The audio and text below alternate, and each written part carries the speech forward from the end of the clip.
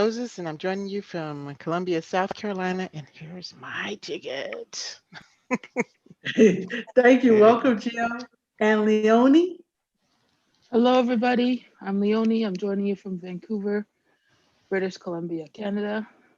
And here's my slightly altered titled ticket. And what's the name of your book again, Leonie? The subtitle is The Lies That Divide Us. Yeah. Yeah, I like that one. Okay, and I am Kim Brandon. I'm in New York and glad to be here. Love this group. And here is my book, Caste. And Michelle, you ready? Yeah. Hi, everybody. I'm Michelle Odom in Brooklyn, New York. This is my book. You can learn more about the Global Black Feminist Reading Circle on Facebook and on YouTube, which is right now giving me a headache. Happy to be here, though. Wonderful. Welcome, Michelle. And so today we are going to be talking about, did I get everybody? Yeah, you got everybody. Oh, all right.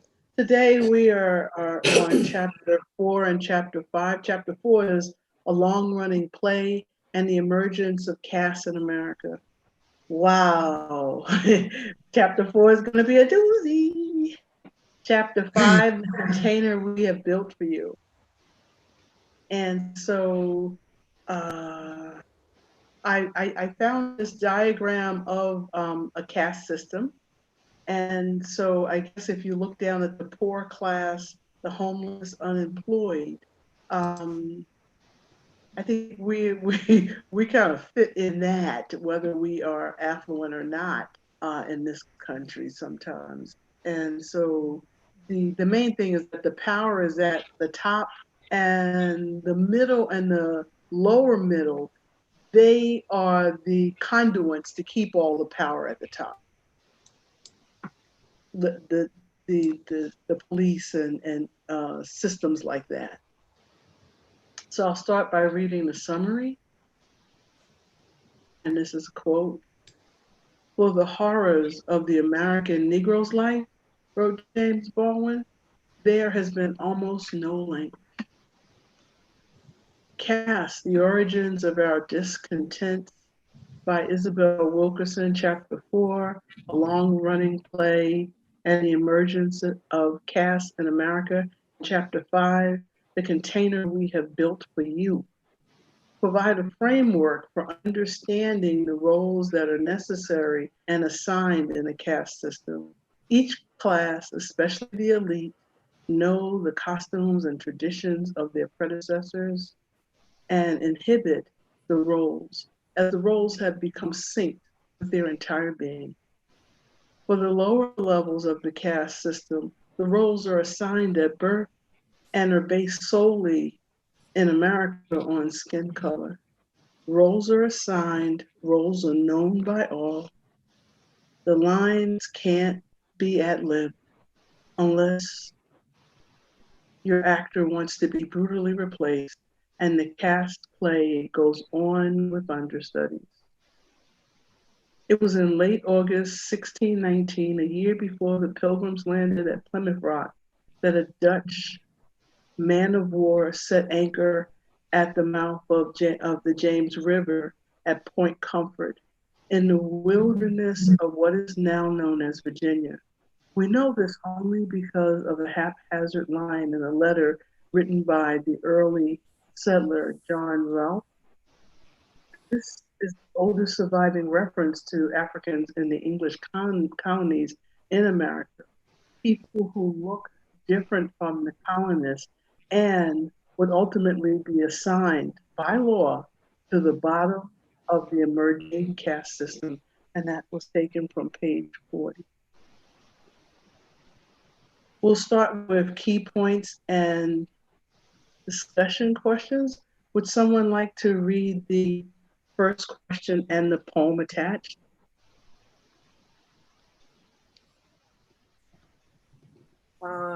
Kevin. Isabella Wilkerson states, the people in these roles are not the characters they play, but they have played the roles long enough to incorporate the roles into their very being, to merge the assignment with their inner selves and how they are seen in the world. Okay. We Wear the Mask by Paul Laurence Dunbar. We wear the mask that grins and lies. It hides our cheeks and shades our eyes. This debt we pay to human guile, with torn and bleeding hearts we smile, and mouth with myriad subtleties. Why should the world be overwise in counting all our tears and sighs? Nay, let them see us while we wear the mask. We smile, but oh great Christ, our cries to thee from tortured souls arise. We sing, but oh the clay is vile beneath our feet and long the mouth. But let the world dream otherwise. We wear the mask. You want me to read the next part, given the myth? Yes, if you could read A, please. Okay. Given the myth of race and reality of racism, how do we walk off the stage or stay on and upset the production? Or is the only option to stay in character for safety's sake?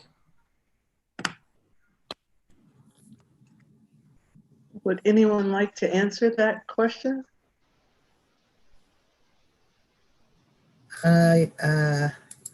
Yeah.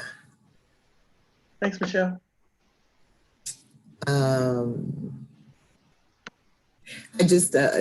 I forgot to mention during the introductions that I did hear today from Nicole.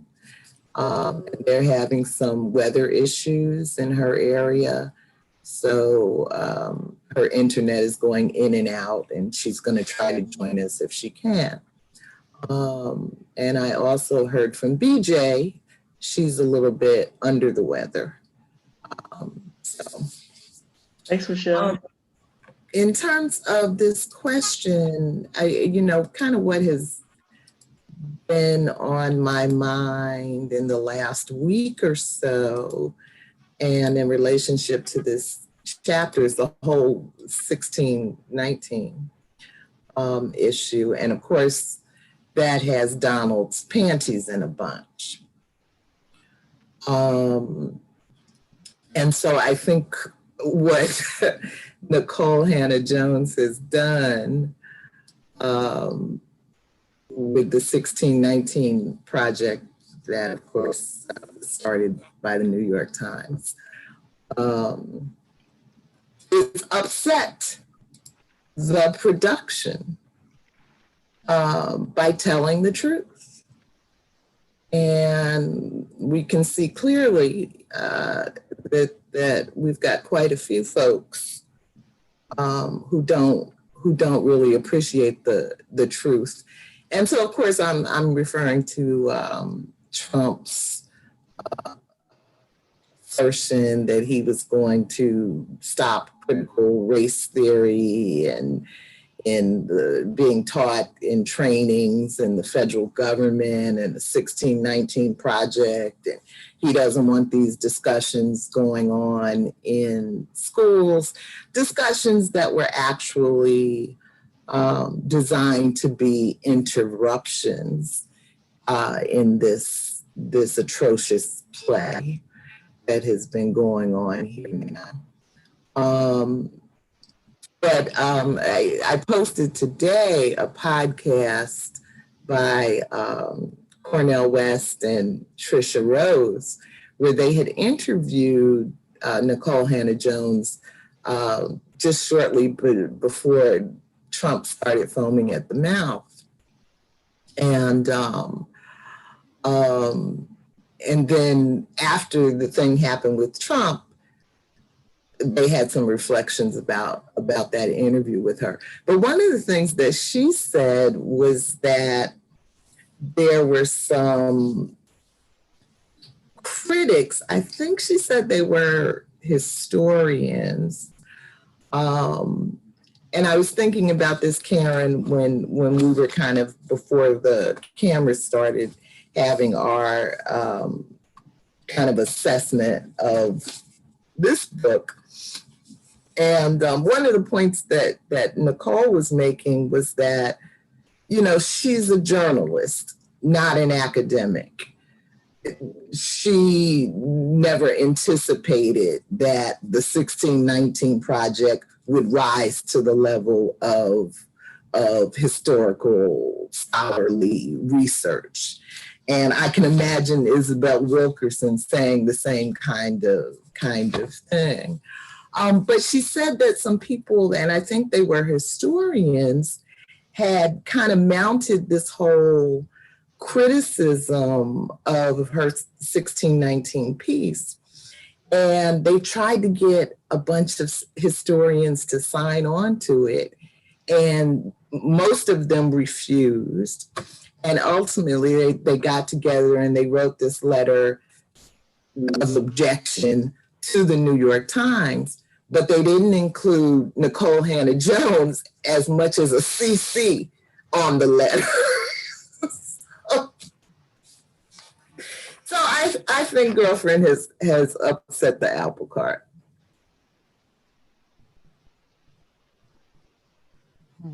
Thank you, Michelle. Anyone else? Well, I think I'm just gonna. Oh, was somebody else gonna say something? Okay, I'll put my 2 cents in then. Okay. I love that upset the apple cart, because doesn't it need to be turned over, emptied out, and with wheels knocked off of it? But Kim, when you asked the question about the myth and the reality of racism, I think we've got to education, you know, not just for the people who it affects negatively, which is most of the people here in America, but the people who benefit from it. They have to understand the roots of it, the whys and wherefores. And in order to do that, you know, to raise the consciousness, even the desire of the people to want to have this knowledge, to feel that it's important enough to their future and the future of their children and their grandchildren to have this knowledge, knowing that the road this country is on is the road to ruin. It started off in a very negative place based on greed and the misuse of science to justify the ideology of racism. And so until people become uncomfortable with their privilege just because of a biological roll of the dice, that's the only time that they will be open enough for this change and feel like, yeah, I can accept the fact of what happened, you know, in the 1600s were different from the 1700s and then the 1800s, and why I'm benefiting from it now and why other people are still suffering, even though it's proven every day, proven that the basis for this inequality built on the attitudes plus a belief system that's just, you know, just the underpinnings of a system of profit off of the backs of people, and then indoctrinating them to also believe these untruths, right? Until they believe that this is part of your destruction. I mean, you've got a guy in the White House, and we'll use that term loosely, who they know is evil, mean. Yeah, look, he hates everybody except somebody, if unless their name is Donald J. Trump. Okay, that is a fact. He hates everybody, and yet they can stand it. You know, they will vote for him, or turn their eyes away from, and close their ears to the things that he says and does, because they feel like it will in some way benefit them. So until they realize that he's the death of everything you think is liberty, equality, and justice, whatever you imagine it to be. He's knocking off the small fruit, the easy pickings right now. But if you think the rest of you aren't going to suffer, then you're sadly mistaken. History shows you that. What does absolute power do? It corrupts absolutely. And so people have to do exactly what was discouraged when slavery in America, the transformation of slavery, this new innovation of it, here was created, which is come back together. All of these levels must see that there is a need to invest in each other, or whatever the money you think you have at the top, at the elite, you'll just be ruling over ashes in hordes of angry people who, will be ready for something like the French Revolution. But, and we're probably almost there. But yeah, back to, the main points, or, education. And then it's a feeling of, if we don't all recognize the truth of this, of the history, the real history, and put some skin. Well, your skin is already in the game, whether or not you realize it.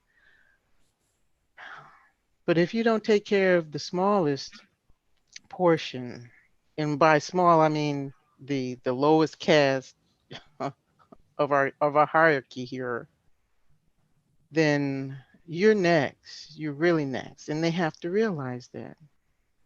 So yeah, I think that's the only way we could transform what this experiment that's America, this lie that is America. So, and I want to pick up from what Gio said in terms of education. And I think that for a long time, indeed, when we look at struggles for fighting against institutionalized racism and other forms of oppression, and especially from the very beginning, we see at least African Americans fighting for this country to live up to its democratic creed and showing the contradictions in this society. But I want to jump to even in the when you talk about education, and I think about the movements, particularly civil rights movements. And when you look at colleges and universities, who fought for those students who fought for ethnic studies to come into existence on this campus. And part of that was to we've exposed the fact that race is indeed a social construct, a myth, but racism is real, and teaching the truths about colonized people and people who have been formerly enslaved is one of the most important things, because what it does, it brings to center, exposes the lies, and it reveals the truths about people's histories. And so we have this legacy of struggling against these lies of institutionalized racism. And we have these legacies of people putting, those who are involved in the struggle, of putting forth things, be it the 1619 Project or ethnic studies programs, et cetera, in schools, as a way to speak truth to power. Recently in California, to graduate from schools in the public schools in California, there is now an option to have ethnic studies. And so, yes, education is one step in terms of raising people's awareness, and it is that long history and struggle to center that. I think none of us who are oppressed have the option of staying in character, right? And so you don't see a lot of folks staying in character, because what it does, any oppressed people fight against their oppression. in direct or indirect ways.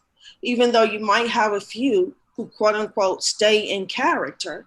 And those are the ones that have to be, in a sense, saved. Their consciousness has to be raised to see why is it problematic, or why are you staying in character? What do you benefit from that? And I think about people like Clarence Thomas, right? When he's on a Supreme Court justice that vote against the interests of not only Black people and other people of color, but he vote against people who are from a certain class background, people who are have a certain kind of immigration status. So the question begins, he benefits on a class elitist level when he stays in the character, right? And so, but there is this long history of folks fighting for truth telling, fighting to expose the myth of race, fighting to expose the issues of caste. And these are the stories that we have to hold on to. These are the stories that need to be told in school systems. And I really applaud the public schools in California for making that a mandate. In order to graduate from school, you have to take these ethnic studies classes. Wow. Mm-hmm. That's Thank you, beautiful. Karen.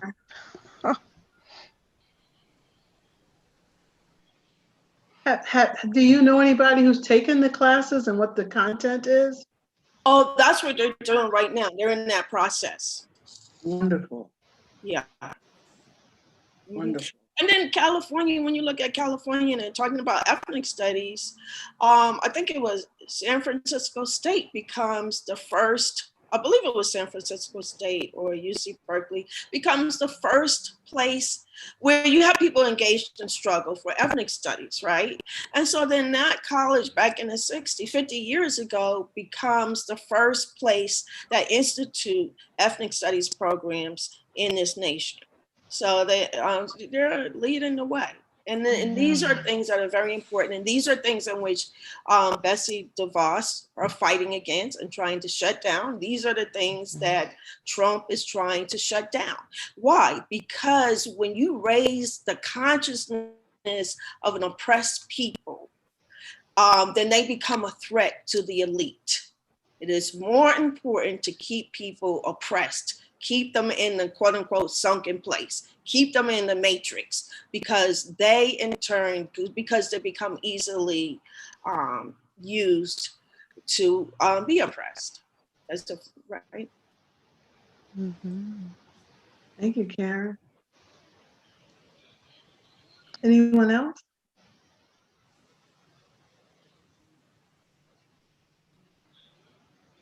Okay, well, why don't we move on to question number 2? Can someone read question number 2? I can read it. Thank you, Leonie. All right. The social pyramid known as the caste system is not identical to the caste in the play, though the similarity in the two worlds hints at a tantalizing intersection. When we are cast into roles, we are not ourselves. We are not supposed to be ourselves. We are performing based on our place in the production, not necessarily on who we are inside. We are all players on a stage that was built long before our ancestors arrived in this land. We are the latest cast in a long-running drama that premiered on this soil in the early 17th century. The so-called blood fraction laws of 1705 ruled out that anyone who was at least 1/8 Black, which meant one Black great-grandparent, could not be labeled white. A 1911 Arkansas law went further, declaring that citizens would be considered Black if they had any Negro blood whatsoever. Do you want me to do all A through D? Yes, please. Okay. A, who is white and who is Black? B, the color line is imaginary. What of the master's children half Black? The quadroon, 1/4 Black, the octoroons, 1/8 Black, and their children. In order for you to be white, I need to be Black. Do we need to rename our tribe? And if so, to what would we call this new nation of people? D, for the eagles who thought they were chickens, is it time to fly?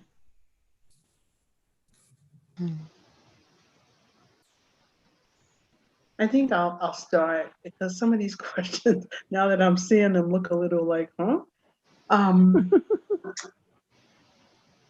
I think for me, I go into different public schools and I read them this African fable about the eagles who thought they were chickens. And it just talks about how the eagles were captured and put on slave ships also in the fable. And when they got to this country, their wings were clipped and they were put in the yards with the chickens, and the chickens mocked and teased them and said that they were just ugly chickens. And the eagles who didn't know that they were eagles, the ones that were hatched here, believed that they were chickens. And so it took another eagle to come and fly above them to say, we're not ugly chickens, we're a whole different thing. And so some of the younger eagles saw the eagle flying and started to think, yeah, I think I'm this other thing. I want to be this other thing. And they could fly because they believed that. But then you had some of the eagles who had been ridiculed, oppressed too long, and they didn't think that they could fly. And so I think in terms of the internalized racism, the internalized caste system, that's something that I personally have to fight all the time, because I think that there is some safety sometimes in being in the role. And then when you're out of the role, it's like, how far out of the role do you want to go? And for me, I love being all the way out of the role, because it's just something that I don't know, just groups like this one help me to understand who I actually am and who I'm not.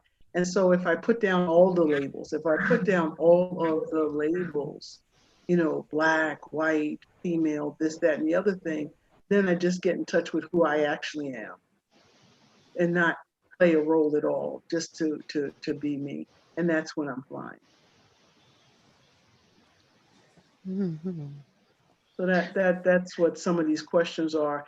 And then because white is a concept, a construct, that's what the other question was. It's like, really? Because when I hear my Jewish sisters start to say, well, I'm white. And I'm like, really? You knew white. So it's just, I just think all of this is so arbitrary and all of it's so odd. But you can go from state to state. 100 years ago, you could go from state to state and be black in one state and white in another.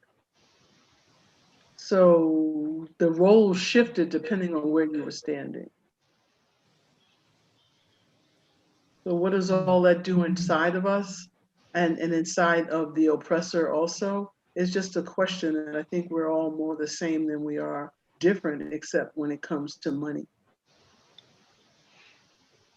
It's excellent documentary that came out a number of years ago, and it's called Race, the Power of an Illusion. And it's a 3-part series. And then the first part talks about, how many of you heard of it or seen it? I've seen it. It is excellent. And I like the fact how it reveals to us that, race is not biological. That is a social construction, even though that racism impacts our lives, right? Because racism is real. And that in fact that we are all human beings, at the there's only one race, and that's the human race. And I think that's important to reveal. And I'm thinking about, Kim, how you were saying your Jewish friend said, oh, I'm white, when in reality, it wasn't until 70 years ago, 80 years ago, that when we look at Jewish people weren't even considered white, or Irish people were not considered white. It was those Northern Europeans who were blonde and blue-eyed, who were considered the epitome of humanity, who was considered white. And it wasn't until the US in 1920s wanted to play a game about race, when you had a lot of immigrants coming into this country in 1920s, and that they tried to use a scientific way to allow who could be white and who could not be white. And I think that's very important, that people in this country need to understand that this is all a game, and that this game benefits those who are part of the dominant elite class and disenfranchise us based on the caste system, right? That's right. Thank you, Karen. Well, that's a very important idea. Now, my question would be, well, how do you make these people or encourage these people who benefit from being able to choose the white side of that invisible line? How do you make it profitable for them to get rid of the line or stop choosing that side? What would that look like? How do we even get there? For me, I think it starts with, you start with those, first of all, who have some sense of curiosity and are interested in the question. So, for example, those so-called white people who are interested in, being less racist, being anti-racist, whatever. And one of the things that I encourage such people to do is that rather than spending your time trying to understand what's happening to Black people in the United States, or what the history of slavery is in this country or whatever, start first with understanding when you became white. Start with that first, so that you actually have an understanding of the frame that exists, that has shaped who you are. I think that's one. I think the other thing, though, is too for ourselves, because this is a thing that I get frustrated by, is for us to also have an understanding of when we became Black, and for us to have an understanding of what are the beliefs that we hold about ourselves that are linked to Blackness, and to step into understanding what is, to be able to discern what is racism, as opposed to identity or race. I think it's equally important, because from where I sit, the way for us to be pulled out of this idea of being cast in a play is to form a counter narrative. It's not enough just to say, I'm not in this play. You don't have a choice in saying that. But you do have a choice, and from where I sit, in deciding whether or not you are actively involved in the struggle of becoming yourself or not. So I think those are opportunities that are available to us. We're in a time now where we get to read books like this that are written from Black people, and don't have the kind of distorting lens of, say, white historians or white journalists, where people are just presenting information and facts and helping. And I think with a careful reading of books like this, careful study of these types of books, whatever, documentaries, that we can get to a place of starting to remove the kind of cloudy nature of understanding of who it is that we are, and to step out of the play that we've been cast in, and do our own thing that actually counters the impact of the caste system that exists. Thank you, Leonie. I think what also comes to mind with Gio's question is, I'm not sure where I heard it, but poor white people are the new Black people. They're the only ones that don't seem to know that most of the laws and restrictions that are put on Black people, except being shot by police, for example, impact white people. And I just remember when Trump canceled the money for Meals on Wheels, like this meals program. And there was a white woman who depended on those meals every day. That was what she needed. And so she was so upset, and she said on camera, how could they cut food for me? I'm white. Like she thought that because she was white, the food would keep coming, but she really wanted the food not to come to Black people. And so for me, when you look at money, poor white people are the new Black people. So they just move further down the caste as the elite get more and more money, and they suck more money out of the pyramid, then poor whites and middle class whites all move down lower.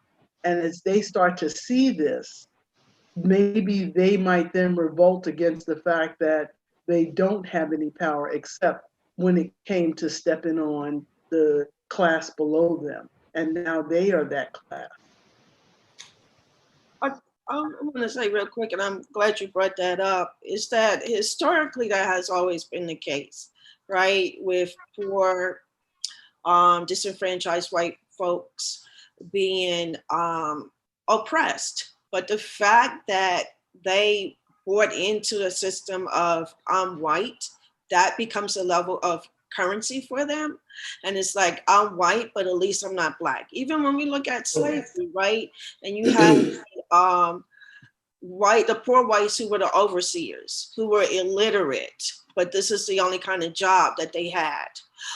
Their thing is, well, at least I'm not enslaved, right? And not having a level of class consciousness or caste consciousness, if you will.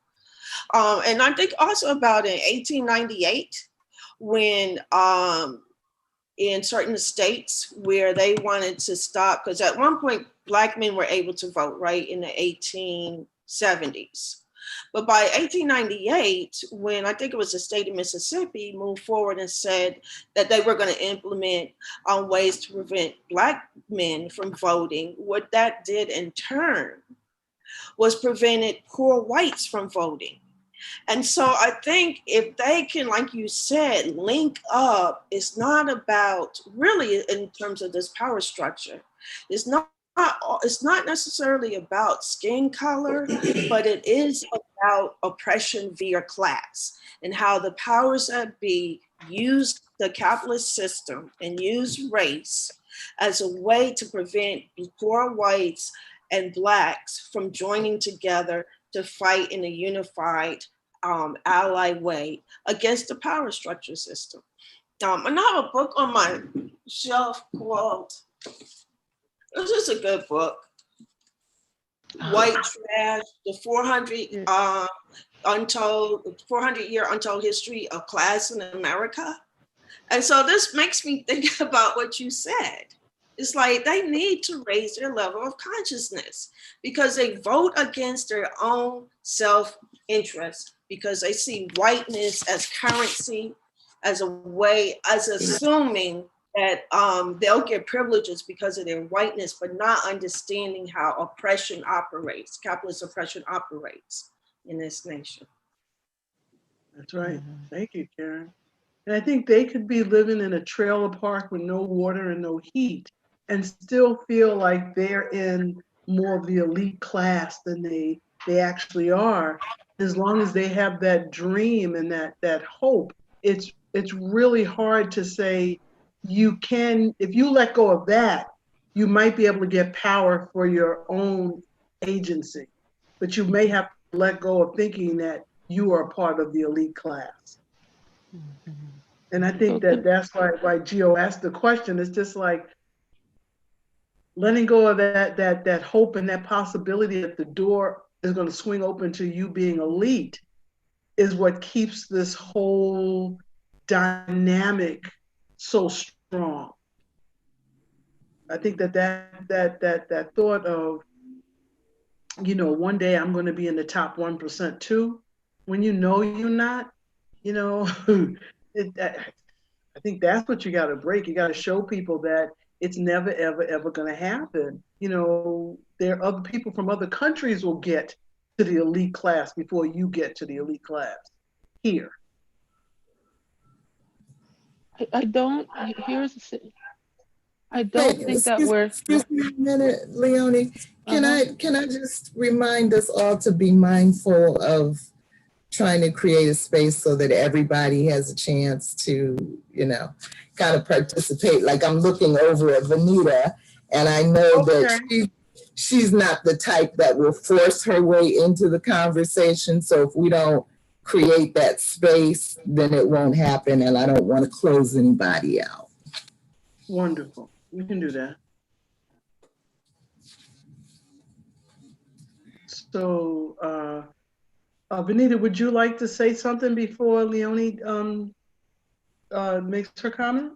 No, actually, I have a couple of thoughts, but I was actually taking time so I can figure out exactly how much we need time we should allow per person to speak. So I'm kind of doing my little experiment over here at the same time. Okay. Yes, All right. thank you, though, Kim. You can continue, Leonie. Thank you. The thing I wanted to name is that what I'm hearing both Karen and Kim speak to are poor white people are the new blacks, and what I'm hearing you two speak to are the exceptions. But for me, the exceptions are the center of everything. I think they actually disprove that statement that poor white people are the new blacks, in the sense that they do there is no way for them to be able to see how they are manipulated by other systems, because they are so blinded by the system to not be able to see it. Their distraction is they are distracted and told to focus. They're told to look over here, look over at Black people, look over at Muslims, look over at whatever. So they actually don't have, from my understanding, the way to be able to step into that, even like that sense of curiosity that might lead them down the path of being able to discover the things that you all are saying, which are true, but not true for them. And if they don't see it, it's not part of their reality.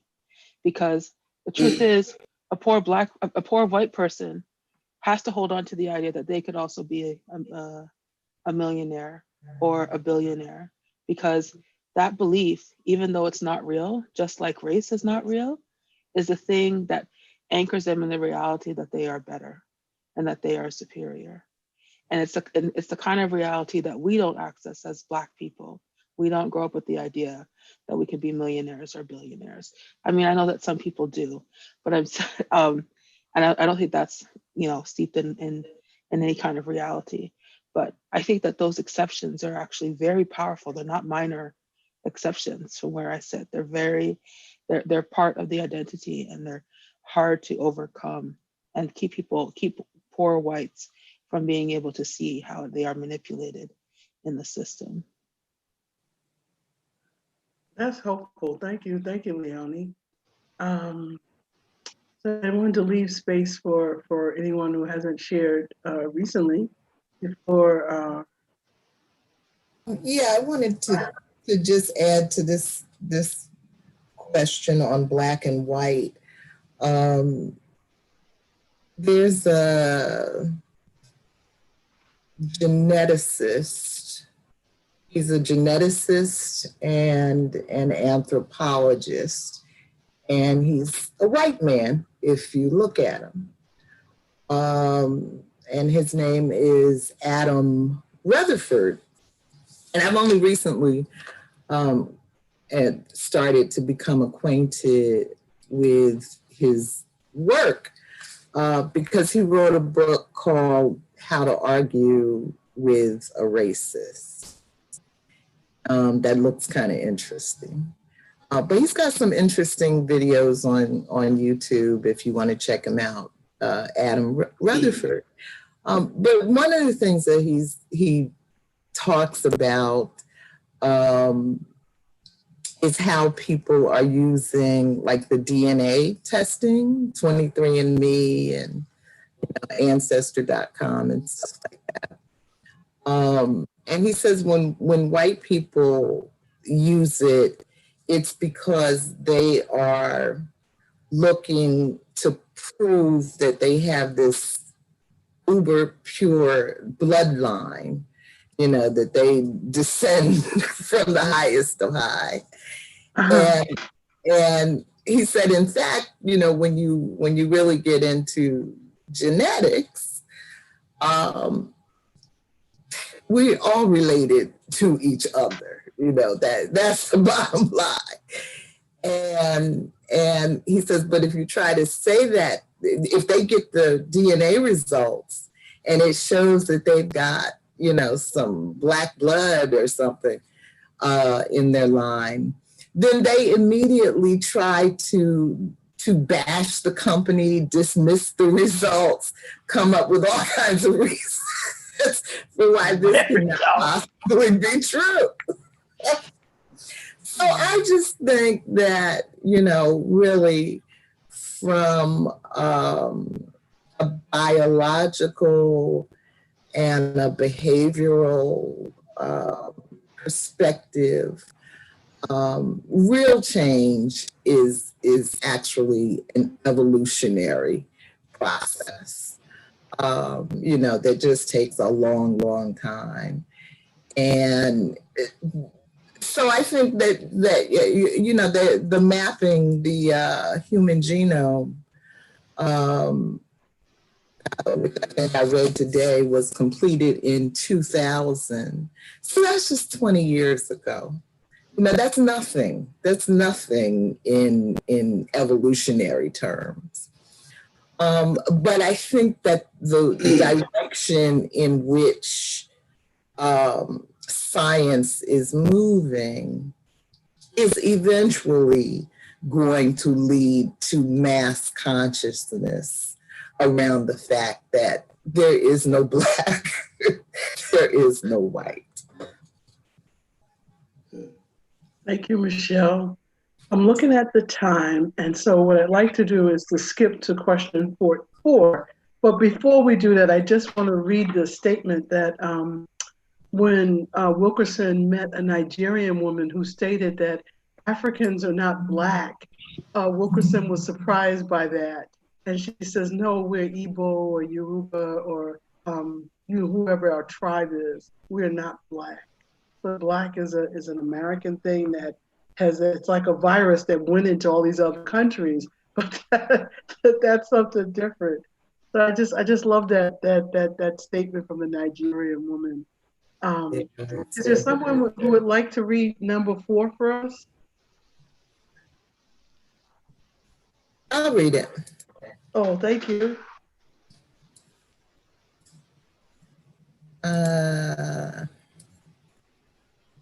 Unable to attack the white elites who were sending them to war and who had prohibited Black men from enlisting, Irish immigrants turned their frustration and rage against the scapegoats, who they by now knew were beneath them in the American hierarchy. They hung Black men from lamp poles and burned to the ground anything associated with Black people, homes, businesses, churches, a Black orphanage. In the draft riots of 1863, considered the largest race riot in American history. A century later, and in living memory, some 4,000 Italian and Polish immigrants went on a rampage when a Black veteran tried to move his family into the all-white suburb of Cicero, Illinois in 1951. Hostility toward the lowest caste became part of the initiation rite into citizenship in America. Is this still the case today? What recent violent acts sanctioned by the state come to mind? B, Black Lives Matter. Is it in vogue or is it the beginnings of a revolution? Does that poem go with this? You want me to read that or? If you like it, we could go either way. Thank you. Yes, you have such a beautiful voice. Go for it, Michelle. If We Must Die by Claude McKay. If we must die, let it not be like hogs, hunted and penned in an inglorious spot, while round us bark the mad and hungry dogs, making their mock at our accursed lot. If we must die, oh, let us nobly die, so that our precious blood may not be shed in vain. Then even the monsters we defy shall be constrained to honor us though dead. O kinsmen, we must meet the common foe. Though far outnumbered, let us show us brave, and for their 1,000 blows deal one death blow. What though before us lies the open grave? Like men, we'll face the murderous, cowardly pack, pressed to the wall, dying, but fighting back. Go ahead, Michelle. Thank you. Anybody who we haven't heard lately would like to get us started with their comments? And you could comment on any part of this, the reading, the questions, or the poem. Gio or Venita?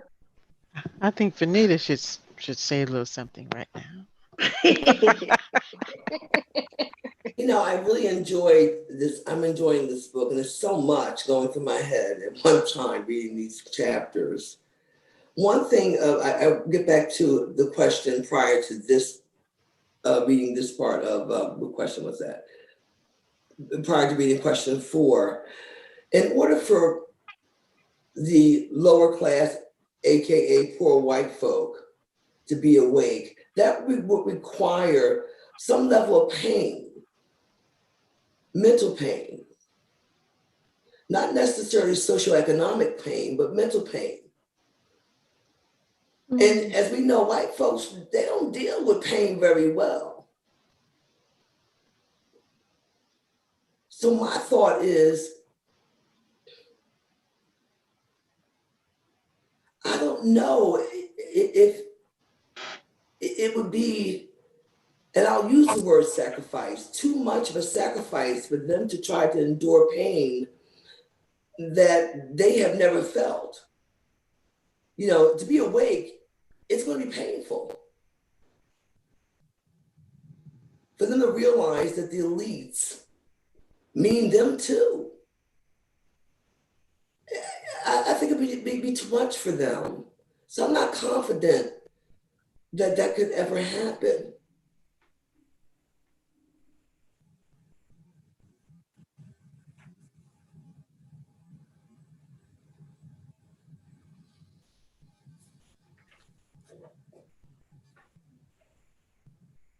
Thank you, Benita.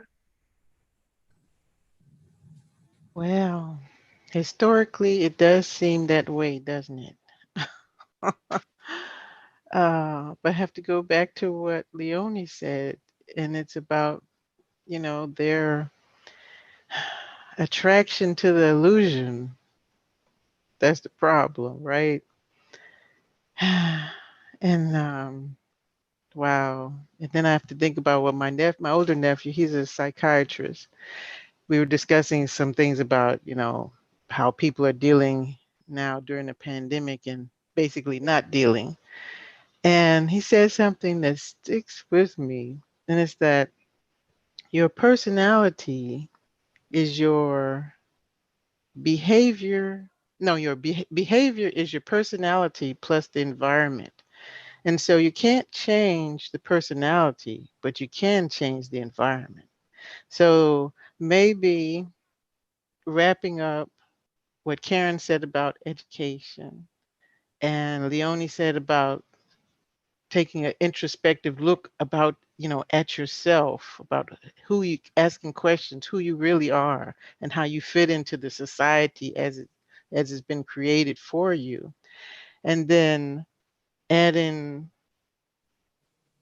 Venita's it's a time for suffering, maybe some pain, as my mother used to say, let me give you some pain to take your mind off the pain you think you have. Maybe a combination of all of those things, you know, to shake people out of their complacency would make, you know, the phrase they like to say, all lives matter. Well, then they would all matter. But it is, you know, it is so, I don't know, I hate to say depressing, because you hear so many lies and manipulation, because the people who are the professionals at it, who have the pulpits, whether they're bully or, you know, educational or, you know, academic or religious or political, they are experts at manipulation of the situation, of the facts or the absence of the facts. And I mean, I was listening to a podcast today about the Julian Assange trial, and the gentleman who was speaking said something very poignant. And, you know, at any other time in history, we would have been very concerned about the freedom of the press, the right of the press to give complete information to the people without fear of persecution, without the CIA working with a contractor financed through the Trump administration to persecute them personally.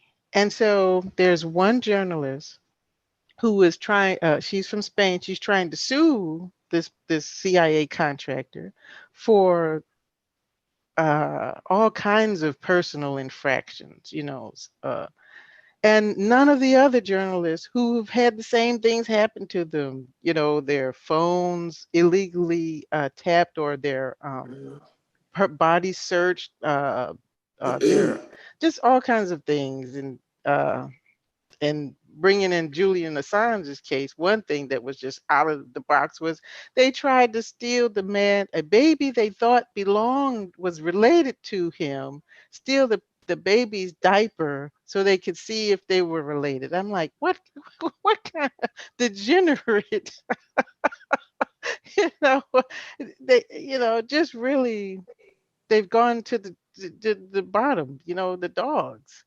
Yeah. You know, and so these journalists were too afraid to join in the suit. So what kind of that bespeaks of what kind of vicious and underhanded retaliation is going on, that these journalists don't even feel like the American people would stand behind them, right? Right. This is their constitutional right. It's in the Constitution, Right. and yet, you know, so at the environment is going to change. And at some point in that degradation of what we call a society or civilization here, then behavior will have to change. And that's what it will take. That's, you know, it's part of what it would take, I suppose.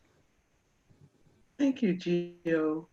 Maybe we'll have one more comment on this before we move to the last question, question 5. Anybody want to have one last comment on the question 4 before we move on? So I'm going to pick up from A, and right before that, the paragraph that says hostility towards the lowest caste became part of the initiation right into citizenship into America. And then you ask, is this still the case today? What recent violent acts sanctioned by the state come to mind? And so when I really think about that question, I think about this country. This is a violent nation. It came into existence. Give, you know, perpetuating violence against indigenous peoples in this country. And then in turn, brutally enslaving, which is a morally monstrous system of enslavement, right?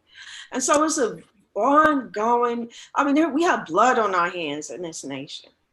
And so when we look at these hostilities of immigrants enacting violence against the low class people, we're looking at these people being initiated into a very violent nation. And not only is this nation violent in terms of what it does to its citizens, it's violent around the world. We have over 100 plus military bases globally. I don't think this nation have not been without war, right? And so that's part of the problem. We're just such a violent nation, but then a nation that put forth myths that we are about democracy and peace and justice. No, that is not what this nation is about. This nation is a very evil, destructive nation in terms of its war, in terms of its violence. That's what I wanted to say. And so, that's basically what I wanted to say. I would like to add that I agree with you so much, Karen. And the statement, the thought that comes to mind, if you want to know who the children are, look at their fathers. Because we read, I forget which book we read as a part of this group, but it traced that they were violent before they got here. So when the settlers came here to colonize, they brought that violence with them. So that violence, they didn't start being violent to the Native Americans and Africans here. They experienced that violence from centuries in their own history. So this was just their nature. And I would just also add, what comes to mind for me are the state reactions to all of the recent protests that have gone on this year. Particularly Trump clearing out of Lafayette Square. Yes. In DC, people just peacefully exercising their constitutional rights. They talk about drinking the Kool-Aid. We've drunk the Kool-Aid of believing we have some constitutional rights. Yes. But they're trying to show us every day that we don't.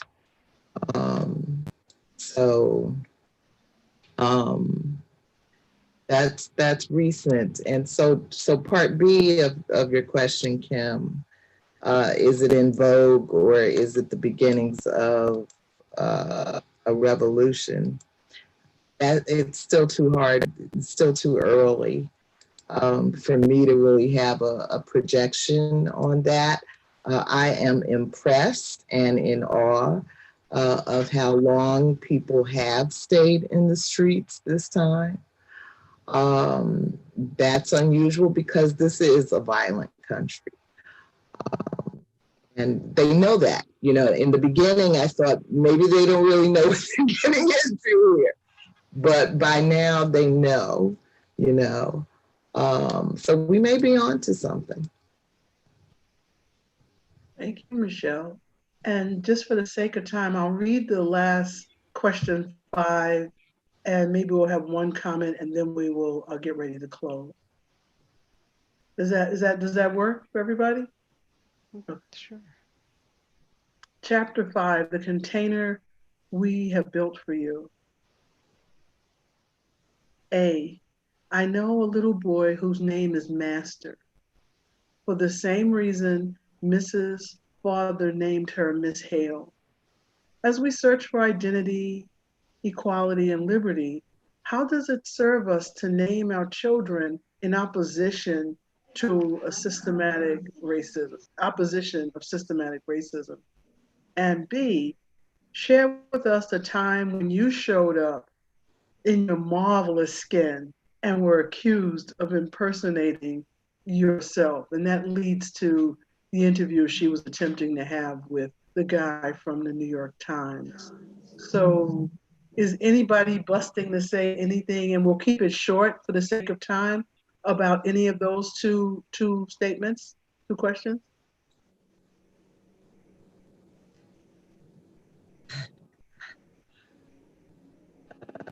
Well, I love that her father named her her miss. Uh, that caught my eye. Yeah, and I think that with that, and you do see a history of this African Americans naming their children, or even renaming themselves in opposition to a systemic racism. I think about when I read slave narratives, particularly those enslaved people who were free, immediately became free, renamed themselves by the names that they wanted to have, and as a way of getting rid of the names that the enslavers gave them. And so then that was an act of agency and an act of showing that this is who I am, this is who I want to be. Or even with African Americans naming their children African names that have much more meaning. And I think that all of those are counter narratives, and all of those lead to a sense of liberation. Thank you, Karen. Leonie, Gio, Venita, y'all want to say anything before we close? We have some business to do. Otherwise, we would continue. But I think we have a couple of business items before. Anybody have anything else? I'll just say for myself, I ran a technology organization maybe 20 something years ago, and it had 500 corporations that had members to it. And I was hosting an event.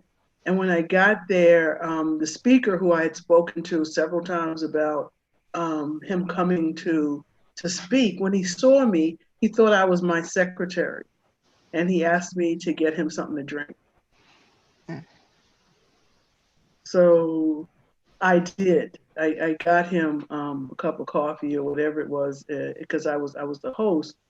And so at the end of the event, when they announced and everyone thanked me for putting it on, he just said, "Why'd you get the cup of coffee?" Because I told him, "You look like you needed it."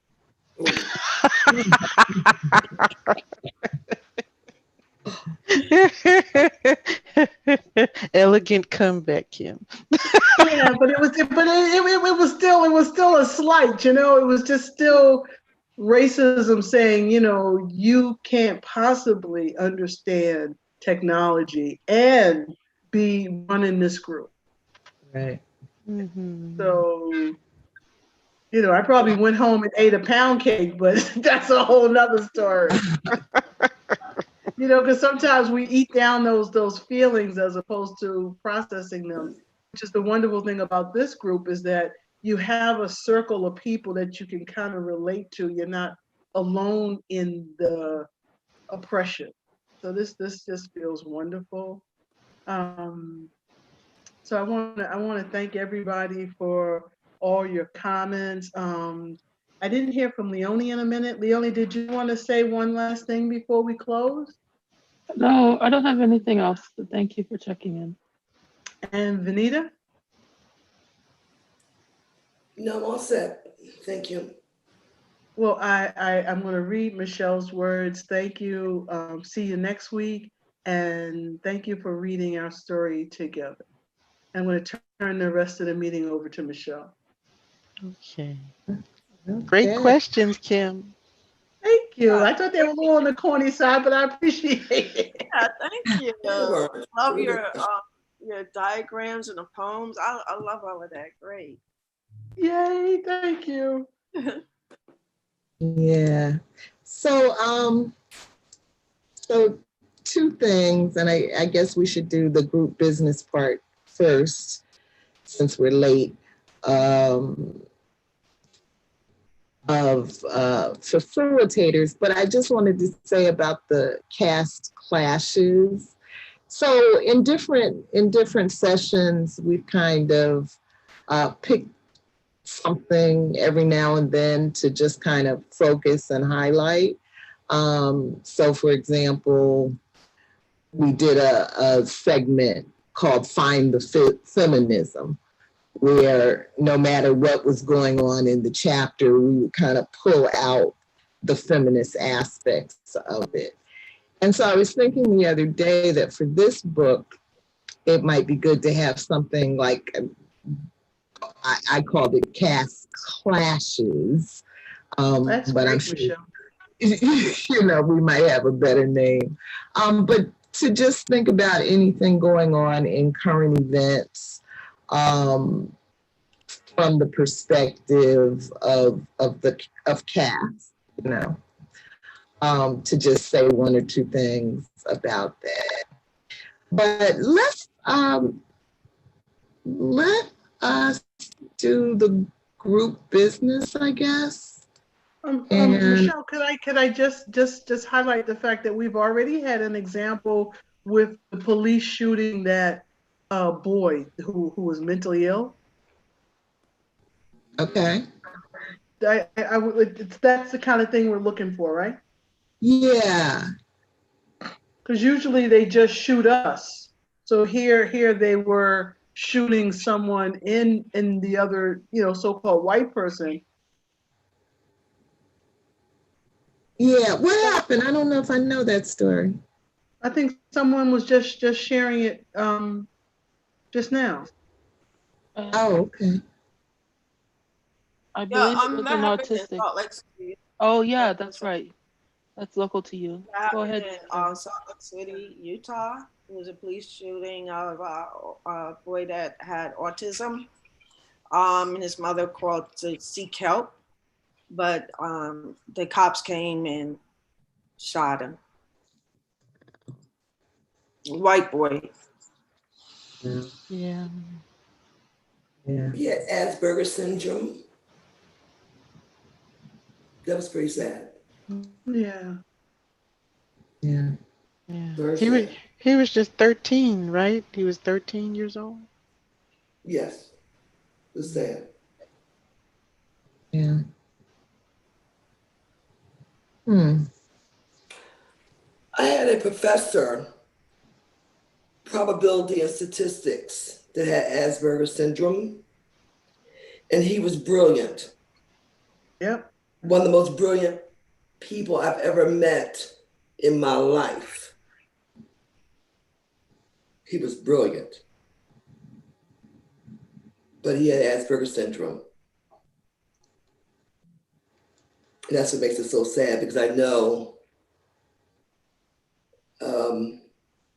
what they deal with. And that's the saddest thing I've ever heard in my life. I mean, really. Well, thanks, Michelle.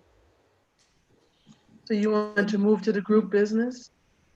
Yeah. So just we have next week Geo is signed up, and the following week is BJ, and then I'm on for October 13th. Nicole, October 27th. So we have openings on November 3rd, November 17th, November 3rd, November 17th, 12/1. I'll take Michelle, the 17th.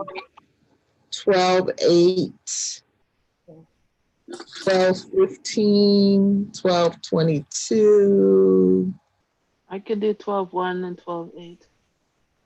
12/1 and 12/8 are Leonie. Okay. I will take the November 17th.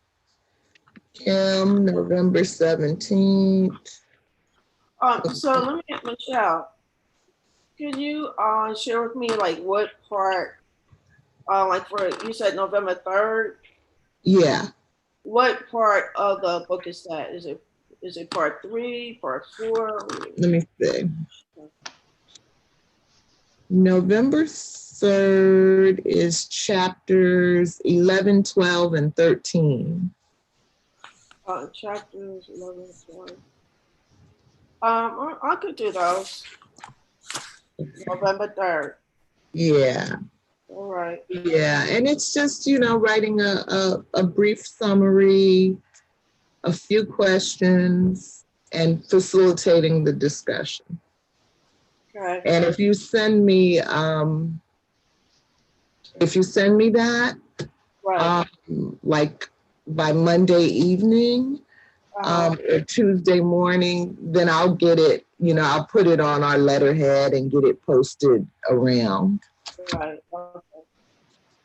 All right, so so what about,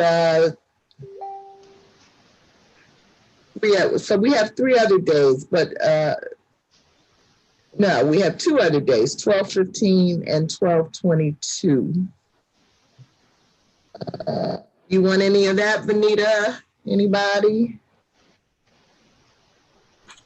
Is Nicole going to be able to do anything this session, or should we? Yeah, Nicole's already signed up. Okay, so she's got she's got 2 dates already. Yeah. And I've got. I'm sorry. What are the dates? What are the dates again? That are still open? Yes. 12/15 and 12/22. And then what chapters are those?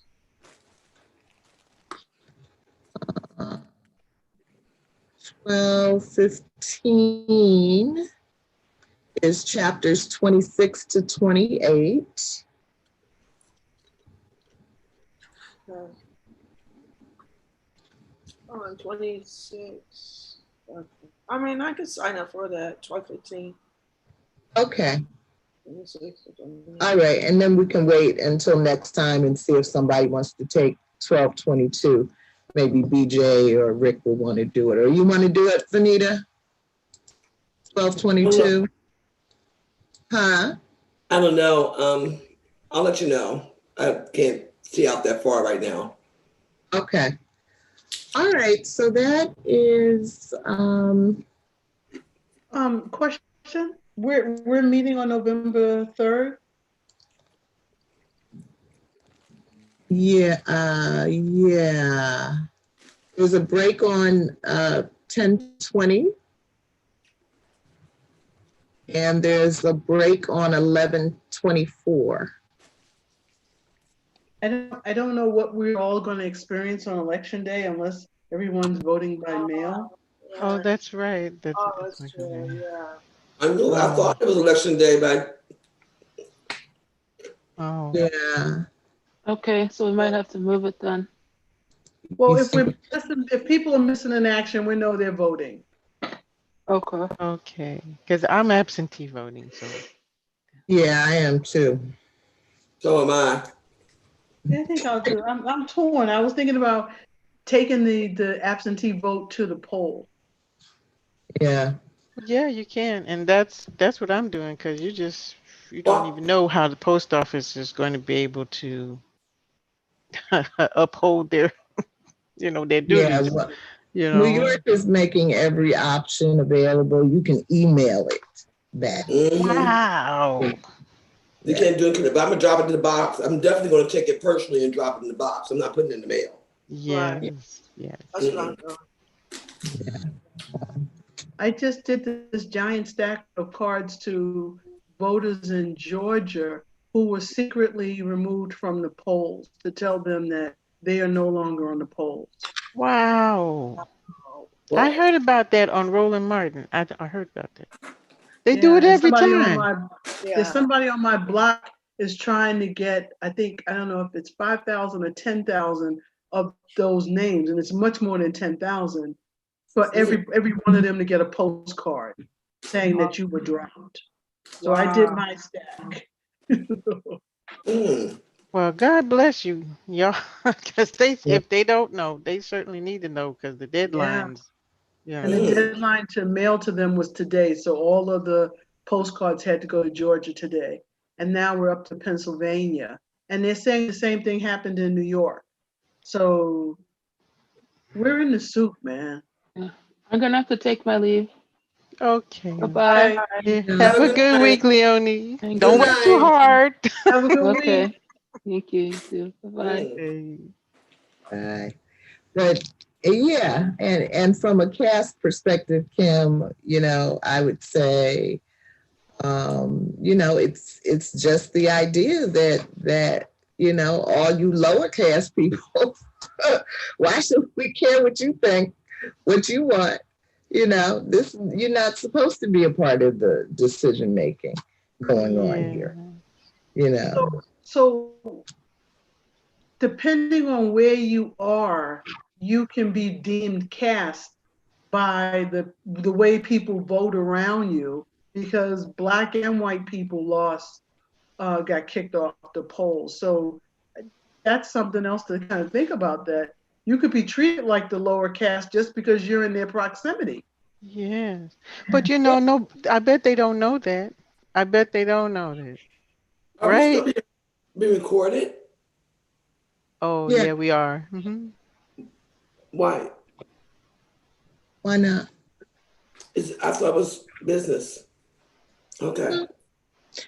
All right, but all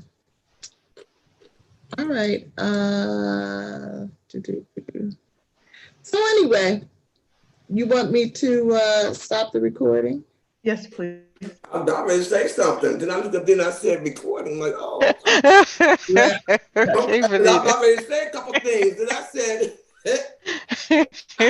Let me, REC in red. Okay. Okay, now you can say a couple of things. I still see the REC. right. No. It's still recording. Oh, it sure is. Yeah, now I'm back on my YouTube page with the same stuff we were going through before with it trying to load. All right. Oh. Okay. I just want to say, Karen, I just love your comments. They're just so insightful. Oh, thank you. Oh, I'm enjoying yes. this group. Yes, You just fit right up in here. Yes, yes, you do. Karen's a professor. Karen, what do you teach?